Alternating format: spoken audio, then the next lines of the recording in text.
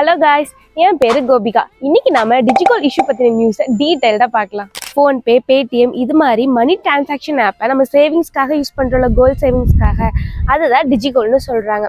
இப்போ அதில் என்ன ப்ராப்ளம்னு பார்த்தீங்கன்னா, இது மாதிரியான டிஜிகோல்டெல்லாம் எங்களோட ரெகுலேஷனுக்கு கீழே வராதுன்னு சொல்லி செபி ஒரு வார்னிங் கொடுத்துருக்காங்க. இப்போ செபிக்கு கீழே வரலன்னா என்ன இஷ்யூ இருக்கு அப்படிதானே கேட்குறீங்க. ஆக்சுவலி இது மாதிரி கம்பெனிஸ்ல திடீர்னு கடையை சத்திட்டு போயிட்டாங்கன்னா நம்ம பணம் அவங்க கொடுப்பாங்கிறதுக்கான எந்த கேரண்டியுமே கிடையாது. அதனால தான் செபி நம்மளுக்கு ஒரு வார்னிங் கொடுத்துருக்காங்க. ஃபர்ஸ்ட் ஆஃப் ஆல், இந்த செபினா என்னன்னு பார்த்தீங்கன்னா security and exchange board of India.